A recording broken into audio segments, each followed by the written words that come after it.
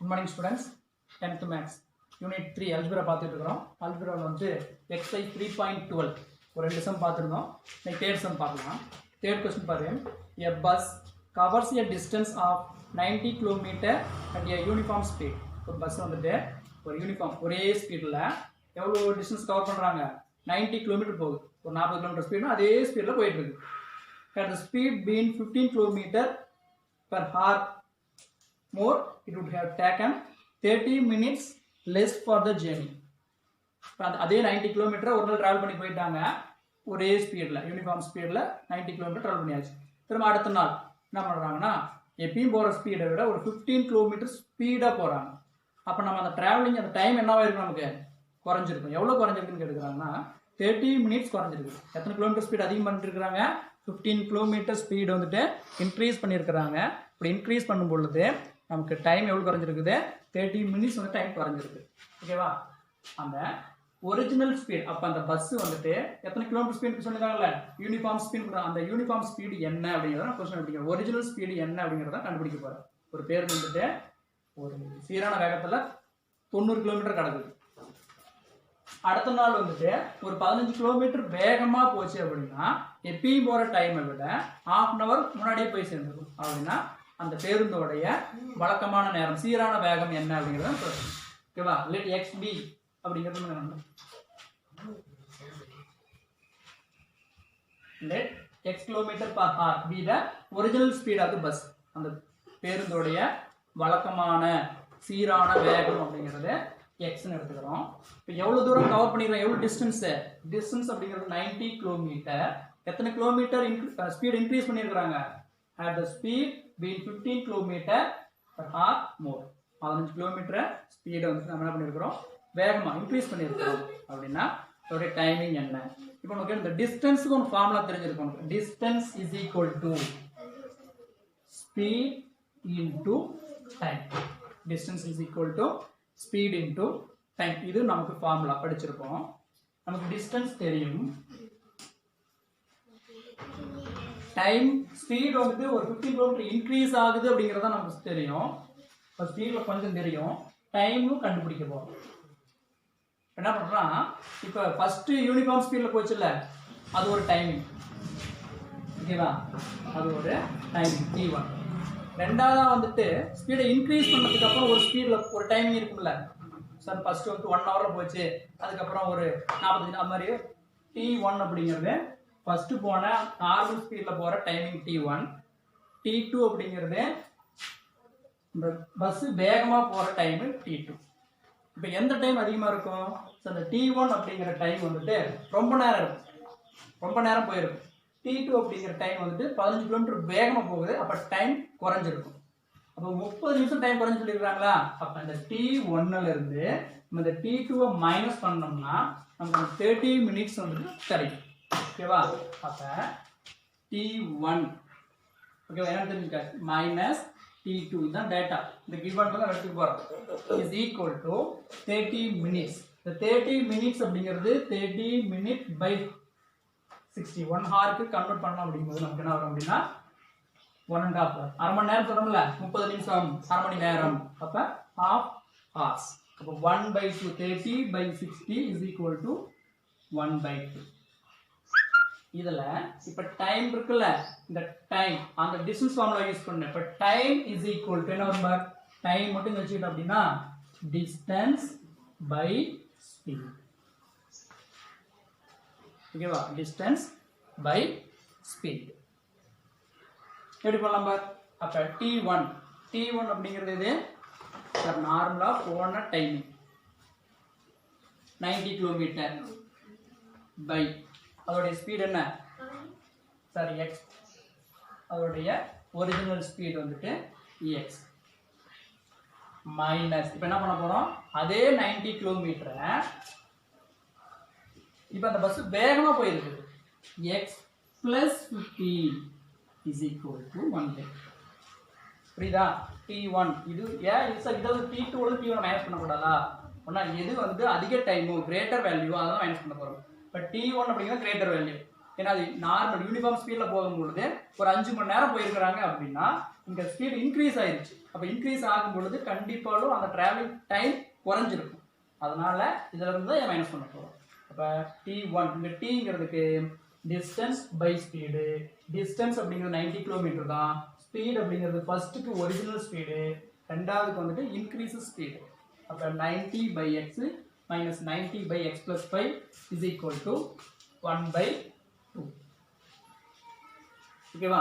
இப்போ என்ன பண்ணணும்னா ரெண்டு பக்கமும் 90 இருக்குல்ல, 90 காமனாக வெளியில் எடுத்து இங்கே என்ன இருக்குன்னா 1/x minus 1/x plus 15 is equal to 1/2 அப்படிங்கிறது. இப்போ கிராஸ் மல்டிபிள் இதை எடுத்து கிராஸ் மல்டிபிள் பண்ண. அப்போ 90 அப்படியே வச்சுக்கலாம். மல்டிபிள் பண்ணும்பொழுது x plus 15 இது இங்கே மல்டிபிள் பண்ணும்பொழுது minus x is divided by இந்த மல்டிபிள் பண்ணும்போது நமக்கு என்ன வரும்னா x into x plus 15 is equal to 1/2 அப்படிங்கிறோம். இப்போ இங்கே வர மைனஸ் எக்ஸும் இங்கே இருக்கிற ப்ளஸ் எக்ஸும் கேன்சல் ஆகிடும். மைனஸ் எக்ஸும் ப்ளஸ் எக்ஸும் கேன்சல் ஆகிடும். மீதி இருக்கிறது 90 into 15 is divided by x into x plus 15 is equal to 1/2.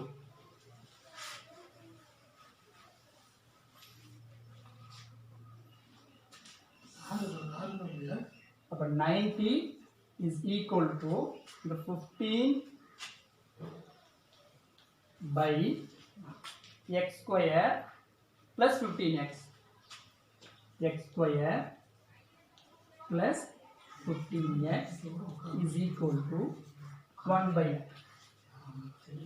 இப்போ இந்த வேல்யூ நீங்கள் கொண்டு போயிடலாம். இப்போ 90 into 5 90 into 15 into இந்த 2 வந்துடும் 2 is equal to x square plus 15x. அதுக்கு முன்னாடி என்ன வந்துடும், இந்த லெஃப்ட் சைடு இருக்கு ரைட் சைடில் போய் மாற்றி எழுதிக்கலாம். இப்போ x square plus 15x is equal to இந்த multiple 90 into 15 into 2 15 into 2 30 30 into 90 9 3s are 27 2700. இப்போ நம்ம வந்து அரௌண்ட் வந்துட போகிறோம். x square 15x minus 2700 is equal to 0. இதுதான் நமக்கு அந்த required quadratic equation. இதுவே ப்ராப்ளம் கொடுத்துக்கிற அந்த given டேட்டாவை யூஸ் பண்ணோம். யூஸ் பண்ணிவிட்டு சப்ஸ்டிட் பண்ணி கொஸ்டின் எங்கே கொண்டு வந்துருக்குறோம், அந்த குவாட்ரட்டிக் ஃபார்ம் கொண்டு வந்தாச்சு. குவாட்ரட்டிக் ஃபார்முக்கு அப்புறமா இப்போ என்னென்ன பண்ண போகிறோம், நம்ம இதை வந்துட்டு இந்த 3 மாடலில் எதில் வேணாலும் நம்ம சால்வ் பண்ணிக்கலாம். ஓகேவா? இப்போ மல்டிபிள் பண்ணும் பொழுது மைனஸ் 2700 வரணும்.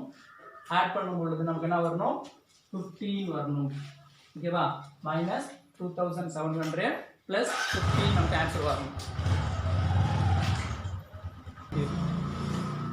மல்டிபிள் பண்ணும்போது மைனஸ் 2700 ஆட் பண்ணால் 15 வரணும். எந்த டேபிள் வருது, 60 into 45. சார் எப்படி சார் டைரக்டாக நீங்கள் போட்டிங்க, அப்புறம் இப்போ நம்ம முன்னாடி சொன்ன மாதிரி என்ன பண்ணுற, இந்த ஃபேக்டரி சைஸை போட்டு எல்சி மாடல் போடுவோம்ல, அந்த மாதிரி போட்டுட்டு ஒவ்வொன்றா கண்டுபிடி. நம்ம இதை கண்டுபிடிச்சோம் அப்படின்னா நமக்கு இங்கே டைம் ஆகும். நான் டைரெக்டாக நான் போட்டுட்டேன். நீங்கள் எப்படி சார் 60 45 எப்படி கண்டுபிடிச்சிங்கன்னா இந்த எல்சி மாடலில் போட்டுட்டு ஒவ்வொன்றா போட்டு கண்டுபிடிச்சி பார்க்கலாம், ஆன்சர் தெரியும். அப்போ சார் எனக்கு மைனஸ் 2700 வரணும், ஆட் பண்ணால் ப்ளஸ் 15 வரணும். நான் 45க்கு மைனஸ் போட்டுக்கிறேன். அப்போ உனக்கு ப்ளஸ் 15 வரும். மல்டிபிள் பண்ணும்போது 2700 நெகட்டிவ் வரும். அப்போ நீங்கள் சார் முன்னாடி டிவைட் பண்ணுறதுக்கு எந்த நம்பர், டைரக்ட் ஆன்சர் தான். முன்னாடி சம்மில் சார் 4 ஆல் டிவைட் பண்ணியிருப்போம், 9 ஆல் டிவைட் பண்ணியிருப்போம். எக்ஸ் ஸ்கொயருக்கு முன்னாடி ஏதாவது இருந்துருந்துச்சுன்னா அந்த நம்பரால் மல்டிபிள் பண்ணிவிட்டு ஃபைனல் ஆன்சரையும் டிவைட் பண்ணுவோம். கொஸ்டினே வந்து எக்ஸ் ஸ்கொயர்லாம் இருக்குது அப்படின்னா ஆன்சர் டைரக்டாக எடுத்து எழுதிக்க. அப்போ X is equal to plus 60 minus 60. இப்போ X is equal to minus 45 plus 45. Answer negative வந்து பாசிட்டிவ் எடுத்துக்கா, பாசிட்டிவ் நெகட்டிவ் எடுத்துக்கா. இப்போ இந்த மைனஸ் 60 அப்படிங்கிறது 60 கிலோமீட்டர் ஸ்பீடில் ஃபஸ்ட்டு ட்ராவல் பண்ணாது, நெகட்டிவில் போகாது, மைனஸ் 60 கிலோமீட்டருக்கு போகாது. அதனால் கேனாட் பி பாசிபிள், ஏற்புடையது அல்ல. மைனஸ் எல்லாம் ஆன்சர் வராது. அப்போ எத்தனை கிலோமீட்டர் ஸ்பீடில் போயிருக்கு அந்த பஸ்ஸு, 45 கிலோமீட்டர் ஸ்பீடில் போயிருக்கு. Four the original speed of the bus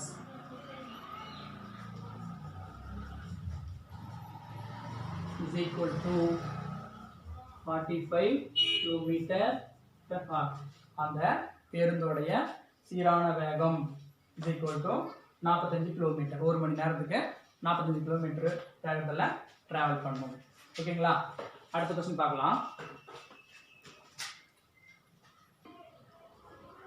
அடுத்த fourth question தான். A girl is twice as old as her sister. ஒரு girl வந்துட்டு அவங்களுடைய சகோதரியை விட என்ன இருக்கான், 2 மடங்கு வயசு அதிகமாக இருக்குது. ஓகேவா? ஒரு கேலோடைய வயசு அவங்க சகோதரி விட 2 மடங்கு, அவங்க தங்கச்சியை விட 2 மடங்கு அதிகமாக இருக்குது. ஓகேவா? அடுத்தது என்ன கொடுக்குறாங்கன்னா 5 years hence. 5 years hence the product of their age will be 375. அந்த 2 பேருடைய ஏஜை மல்டிபிள் பண்ணோம்னா 375 வரலாம். அப்படின்னா அவங்களுடைய ப்ரெசன்ட் ஏஜ் என்ன அப்படின்னு ஒரு கொஸ்டின் கேட்டுக்கிறாங்க. நமக்கு ப்ரெசன்ட் ஏஜ் என்னன்னு தெரியாது. கேலோடைய ப்ரெசன்ட் ஏஜை எக்ஸ் அப்படின்னு வச்சுக்கலாம். அவங்க சிஸ்டர் தானே, சிஸ்டரோடைய ப்ரெசன்ட் ஏஜ் நம்ம எடுத்துக்கலாம் ஒய் அப்படின்னு எடுத்துக்கலாம். கேலோடைய ப்ரெசன்ட் ஏஜ் எக்ஸ், அவங்க தங்கச்சியோடைய ப்ரெசன்ட் ஏஜ் வந்துட்டு ஒய். 5 years hence. ஹென்ஸ் அப்படின்னா 5 வருஷத்துக்கு பின்னாடி, 5 வருஷத்துக்கு அப்புறம் அவங்களோட ஏஜ் என்னவா இருக்கும் அப்படின்னா, என் கேலோட ஏஜ் கூட என்ன பண்ணுவோம், 5 ஆட் பண்ணிக்குவோம், எக்ஸ் ப்ளஸ் 5. அப்போ எங்களுடைய ஹெர் சிஸ்டர் சகோதரோட ஏஜ் என்னவா இருக்கும், ஒய் ப்ளஸ் 5. ஓகேவா? இருக்கு. இப்போ இதில் கீழே அவங்க கொஸ்டின் கொடுத்துருவோம் பாரு, டேட்டா கிவன் என்ன கொடுத்துருக்கோம் அப்படின்னா, first point a girl is twice as her sister. a girl உடைய ஏஜ் வந்து x, அது இதுக்கு ஈக்குவலாக இருக்குதா, அந்த சிஸ்டரோடைய ஏஜ் மாதிரி 2 டைம்ஸ் அதிகமாக இருக்குது. இப்போ சிஸ்டரோடைய ஏஜ் என்னது y, 2 டைம்ஸ்ங்கிறதுனால 2y, x is equal to 2y. ஓகேவா? இது ஈக்குவேஷன் நம்பர் 1 அப்படின்னு வச்சுக்குவோம்.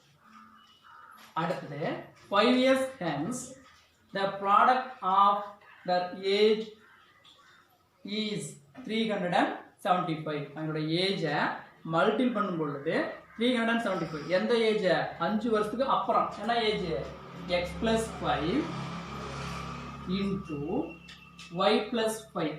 இதை மல்டிபிள் பண்ணனா 375 வருது. அப்படின்னா அந்த கேலும் அவங்க சிஸ்டரோடைய ஏஜ் என்னன்னு சொல்லுறாங்க. இதை மல்டிபிள் பண்ணிக்கலாமா? மல்டிபிள் பண்ணும் பொழுது என்ன வரும்பா,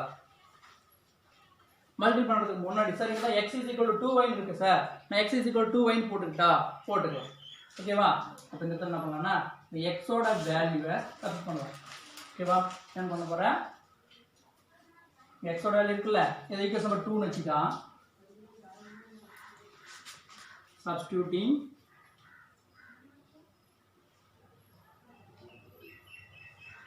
one in equation 1 ரெண்டாவது ஈக்குவேஷன் போய் சப்ஸ்டிட்யூட்டிங் ஈக்குவேஷன் 1 into ஈக்குவேஷன் 2ல கொண்டு போயிட்டு சப்ஸ்டிட்யூட் பண்ணலாம். அப்போ இந்த எக்ஸுக்கு பதிலாக என்ன போட்டுக்கலாம், 2y அப்படின்னு போட்டுக்கலாம். எக்ஸுக்கு பதிலாக 2y அப்படின்னு போட்டுக்கலாம். அப்போ இந்த 2y plus 5 into y plus 5 is equal to 375. 375. So multiply பண்ணலாமா, 2y square. இதை கொண்டு மல்டிபிள் பண்ணும் பொழுது 2 5s are 10y. இங்கே மல்டிபிள் பண்ணோம்னா 5y. 5 5s are 25 is equal to 375.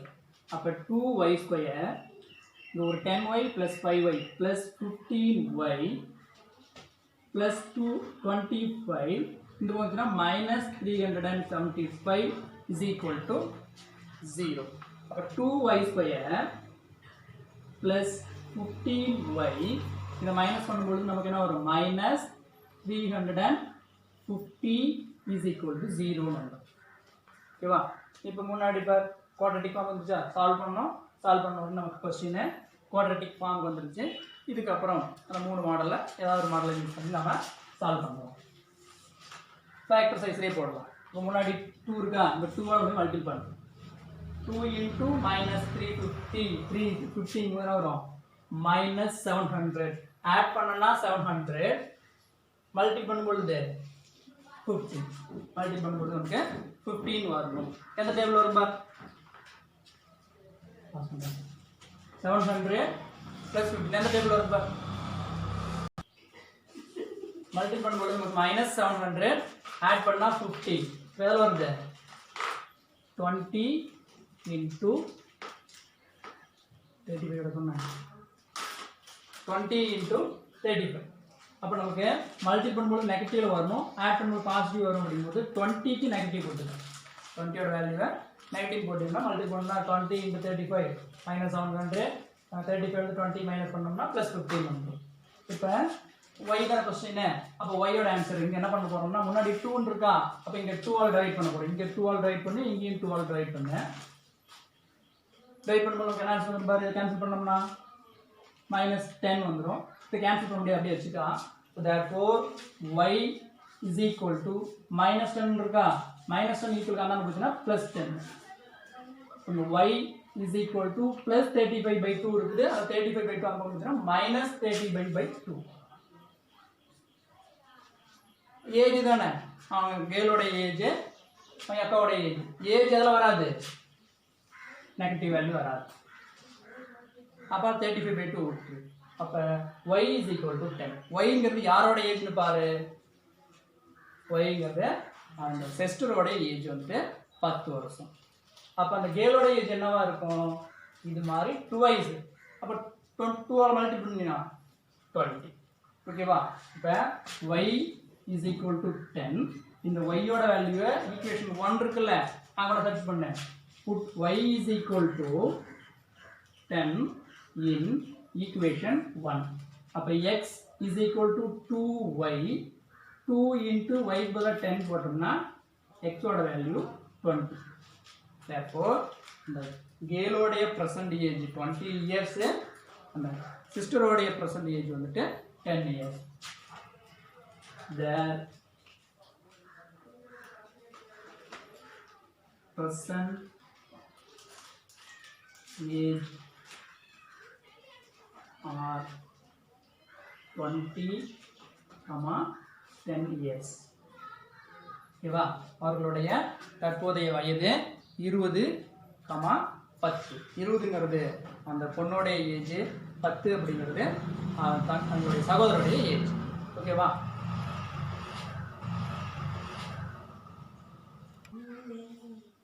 Fifth question. A pole has to be erected at a point on the boundary of a circular ground. ஓகேவா. ஒரு circular ground, circular கிரவுண்டோடைய diameter 20 metre. இந்த சர்க்குலருடைய diameter வந்து 20 metre. அந்த கிரவுண்டில் in such way that the difference of its distance from the two diametrically opposite fixed gates P and Q. P அப்படிங்கிற ஒரு கேட்டும் Q அப்படிங்கிற ஒரு கேட், 2 கேட் இருக்குது. 2 கேட் எங்கே இருக்குது, ஆப்போசிட் சைடில் இருக்குது. இது P அப்படிங்கிற கேட்டுன்னு வச்சுக்கா, இது Qங்கிற கேட்டு. 2 கேட்டும் அதோடைய பவுண்டரியில் ஆப்போசிட் சைடில் இருக்குது. டயாமீட்டர் சார் நேராக இப்படி தான் கோடு போடணுமா, இப்படி கூட போட்டுக்கலாம்.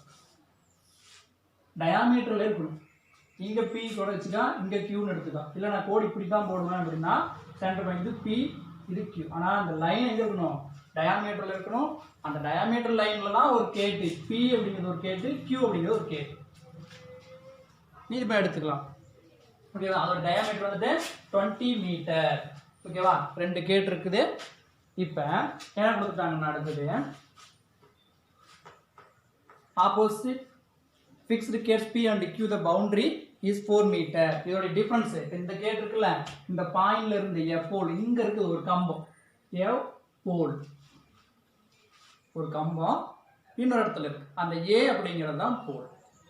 அந்த பாயிண்ட்ல இருந்து இந்த கேட்டோடைய டிஸ்டன்ஸ் இருக்குல்ல, இந்த டிஸ்டன்ஸும் இந்த டிஸ்டன்ஸுக்கும் உள்ள டிஃபரன்ஸ் 4. 2 கேட்டோடைய டிஃபரன்ஸ் வந்துட்டு 4 அப்படின்னு கொடுத்துட்டாங்க. அப்படின்னா இது மாதிரி ரெண்டு கம்பத்தை நட முடியுமா, அந்த டிஃபரன்ஸ் வர மாதிரி 4 மீட்டர் டிஃபரன்ஸ் இருக்கிற மாதிரி இங்க ஒரு கேட்டு இங்க ஒரு கேட்டு அங்க கம்பத்தை நட முடியுமா, பாசிபிள் ஆர் நாட். அப்படி பாசிபிளா இருந்துச்சு அப்படின்னா அதோடைய டிஸ்டன்ஸ் என்னவா இருக்கும், கம்பத்தை ஏல இருந்து பிங்கிற கேட்டுக்கு என்ன டிஸ்டன்ஸ், ஏல இருந்து கியூக்கு என்ன டிஸ்டன்ஸ், அதை நம்ம கண்டுபிடிக்கணும். ஓகேவா?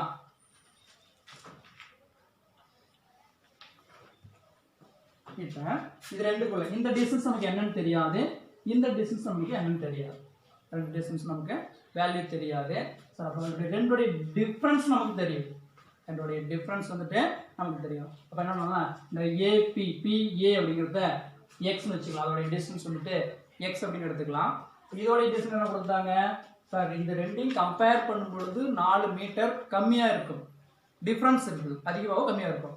ஒன்று இது 10ன்னு எடுத்தீங்கன்னா இந்த வேல்யூ 10 அப்படின்னு எடுக்கும்போது இது 6ன்னு எடு இல்லை 14 எடு, அப்போ தான் ரெண்டோடைய டிஃப்ரென்ஸ் 4 உனக்கு கிடைக்கும். இதோடைய டிஸ்டன்ஸ் வந்து 10 மீட்டர், இப்போ இந்த டிஸ்டன்ஸுக்கும் இந்த டிஸ்டன்ஸுக்கும் உள்ள டிஃப்ரென்ஸ் வந்து 4 மீட்டர், அப்போ ஒன்று 6 மீட்டராக இருக்கணும், 14 மீட்டராக இருக்கும், அப்போ தான் டிஃப்ரென்ஸ் கிடைக்கும். அப்போ நான் இதை எக்ஸ்னு எடுத்துக்கிட்டேன், இங்கே எக்ஸ்னு எடுக்கும் போது இந்த இடத்துல நீ எக்ஸ் -4 எடுத்துக்கா இல்லை எக்ஸ் +4 எடுத்துக்கா, -4 எடுத்தாலும் ரைட்டு +4 எடுத்தாலும் ரைட்டு, நீ ரெண்டுமே ட்ரை பண்ணிப்பார். நம்ம எக்ஸ் -4 அப்படின்னு எடுத்துக்கோம். அதோடைய டிஸ்டன்ஸ் வந்துட்டு ஒன்று எக்ஸு இன்னொன்று எக்ஸ் -4 எடுத்துட்டேன். இந்த ஆங்கிள் நான் 90 டிகிரி இருக்குன்னு நான் சொல்கிறேன், இந்த ஆங்கிள் வந்துட்டு 90 டிகிரி இருக்கும். எப்படி சார் 90 இருக்குன்னா, ஒரு ஆஃப் சர்க்கிள் இருக்குல்ல, இந்த ஆஃப் சர்க்கிளில் இந்த பாயிண்ட்டையும் ஜாயிண்ட் பண்ணுற மாதிரி எங்கே லைன் ட்ரா பண்ணினாலும் இந்த ஆங்கிள் உனக்கு 90 டிகிரியாக தான் இருக்கும்.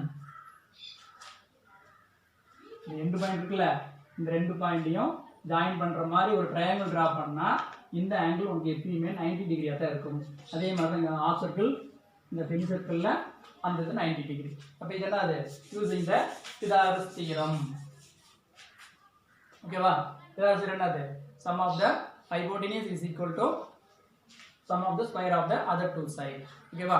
ஹைபோடெனியஸ் ஸ்கொயர் பண்ணணும்னா அதர் டூ சைடுக்கு எப்படி இருக்கும், ஸ்கொயர் பண்ணி ஆட் பண்ணுற அளவுக்கு ஈக்குவலாக இருக்கும் அப்படின்னு சொல்ல நம்ம. ஓகேவா? இப்போ நமக்கு இந்த diameter is equal to 20 metre. அந்த ஏபி ஆர் பிஏ உடைய டிஸ்டன்ஸ் நம்ம என்ன எடுத்துக்கிட்டோம், எக்ஸ் அப்படின்னு எடுத்துக்கிட்டோம். ஏக்யூ உடைய டிஸ்டன்ஸ் வந்துட்டு x -4 எடுத்துக்கிட்டேன். இப்போ using the Pythagoras theorem, Pythagoras தியரத்தை யூஸ் பண்ணணும் அப்படின்னா என்ன வரும்பா,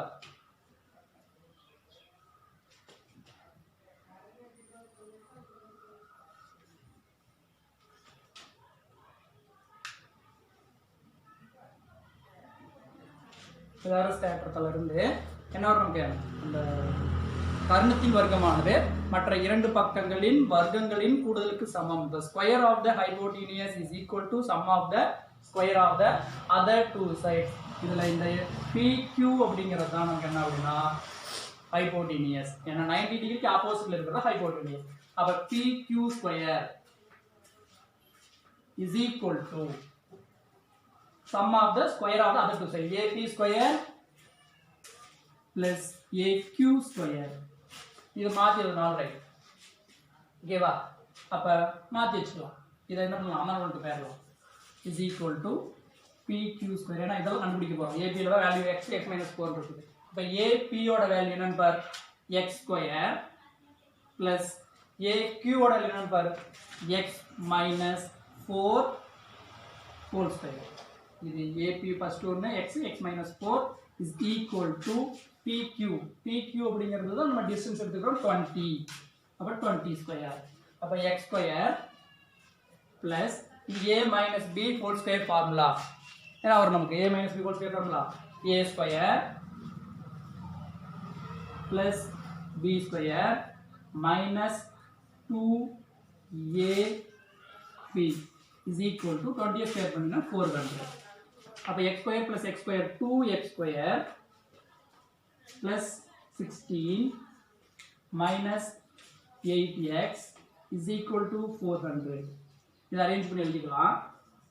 2x square minus 8x plus 16 minus 400 is equal to 0. Therefore 2x square minus 8x plus 400 16 minus பண்ணிட்டோம்னா 384. இப்போ minus 384 is equal to 0. இப்போ எல்லாமே 2 டேபிள் வரைக்கும் 2 8 384 தான் ஈவன் நம்பர். 2 டேபிள்ல கேன்சல் பண்ண முடியும். அப்ப டிவைட் பை 2.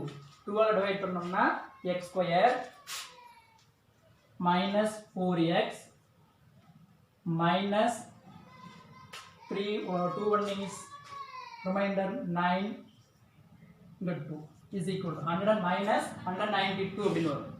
ஓகேவா? minus 192 is equal to 0. இப்போ क्वेश्चन நாம என்ன பண்ணிட்டோம்? குவாட்ரிக் ஃபார்ம் கொண்டு வந்துட்டோம். இப்போ நம்ம அந்த மூணு மாடல் ஏதாவது யூஸ் பண்ணி சால்வ் பண்ண போறோம். இப்போ ஃபேக்டர் சைஸ் முன்னாடி 1 இருக்குது. இப்போ டைரக்ட்டா மல்டிபிள் பண்ணா minus 192 வரணும். ஆட் பண்ணனா minus 4 வரணும். என்ன நம்பர் பார்த்தோம்னா நமக்கு 16 into 12 அப்படி வரும். 16 into 12 அப்படின்னு வரும். இது மல்டிபிள் பண்ணும்போது உனக்கு 192 வந்துரும். எனக்கு -4 வரணும் அப்படினால 16 க்கு மைனஸ் போட்டுட்டேன். -16 plus 12. அப்ப டைரக்ட் ஆன்சர் எழுதலாம். முன்னாடி வந்த நம்பர் இல்ல, டிவைட் பண்ண வேண்டாம். டைரக்ட் ஆன்சர் எழுது. therefore x is equal to plus 16, x is equal to minus 12. x ஓட வேல்யூ -12. இப்போ -12 அப்படிங்கிறது டிஸ்டன்ஸ் வந்து நெகட்டிவ் வராது. இத விட்டு. ஓகேவா? அப்ப xங்கிறது எங்க இருக்கு பார்? இந்த டிஸ்டன்ஸ் வந்து 16 ஆ. அப்ப இத விட இது எவ்வளவு கம்மியா இருக்குதா? 4 மீட்டர் கம்மியா இருக்கு. அப்ப xங்கிறது AP ஓட வேல்யூ 16. ஓகேவா? மீட்டர். அடுத்து AQ ஓட value x minus 4. x minus 4 அப்படினா 16 minus 4 is equal to 12